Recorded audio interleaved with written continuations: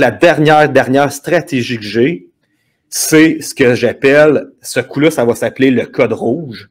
La dernière fois à Québec, j'ai créé le refus global qui était avec les frontliners, les policiers, les pompiers, les infirmières, tous les gens de première ligne qui se levaient contre la vaccination obligatoire du 15 octobre. Et que ce soit notre mouvement, que ce soit le recours de Maître Maloney contre la justice qui a fait reculer le gouvernement, c'est qu'on a donné minimalement assez espoir à un groupe de personnes de travail de la santé de dire « je ne passerai pas dans le tordeur du gouvernement, puis je vais toffer jusqu'à là », puis on a une victoire.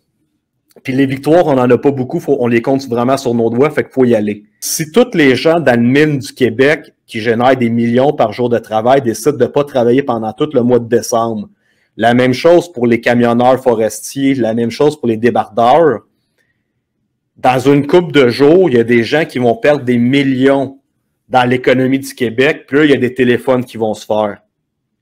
On n'a pas besoin d'être 2 millions pour faire ça. Il faut juste être unis.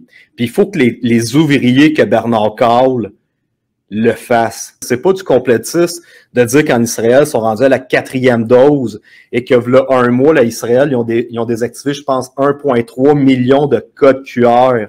Donc, avec vos 2 doses, je vous le confirme, puis les gens, puis à tous les gens pas endormis que je parle, ils sont pas au courant, là. C'est que votre code QR va être tombé désactivé quand le gouvernement va décider que vous n'arrivez pas à votre 3e dose. Pfizer ont demandé à la justice que leur ingrédient de cette piquette-là reste secret jusqu'en 2076. Déjà, ça vous laisse un petit peu entrevoir que c'est bizarre. Et Macron, depuis la semaine passée, pour les gens de la France, là, il a menacé les 60 ans et plus qu'à partir du 15 décembre, si vous n'avez pas été chercher votre 3e dose, vos codes QR vont être désactivés. Il va faire après ça 40 ans et plus, il va faire 20 ans et plus, puis après ça, ça va devenir la population générale. Tabarnak, les Québécois, êtes-vous assez intelligents pour comprendre que s'ils le font en Israël pas en France, ils vont le faire au Canada ici aussi. Fait que là, j'en vois pas personne venir me dire « Ah, je suis pas capable de faire de la route ».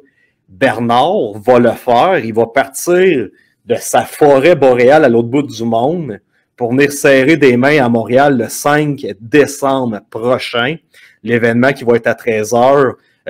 Mont-Royal pour l'instant, mais là, il faut que je confirme, on réclame officiellement la fin de l'état d'urgence et on va tomber en moyen de pression, mais en grève générale. Le 5 décembre, on va s'habiller avec l'armure de Dieu.